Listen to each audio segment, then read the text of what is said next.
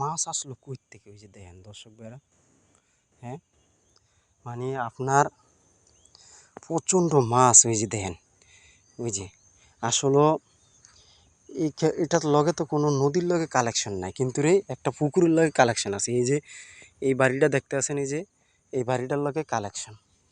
তা আসলে এখানে এত মাছ এসেছে, এই যে দেখেন এত গুড়া মাছ। ওই দেখেন ইঁদুরে পর্যন্ত মাছ খায়, দেখছেন? ইঁদুর না, এটা শিকা। ওই যে তা আসলে ওই যে দেখেন এত সুন্দর সুন্দর এখানে পাঁচ মিশালি মাছ এসেছে ভাই। তা আসলে বর্ষাকাল হইলে জানেন, এক পুকুরের মাছ আরেক পুকুরে আসে বৃষ্টির পানি হইলে, বুঝছেন দর্শক ভাইরা?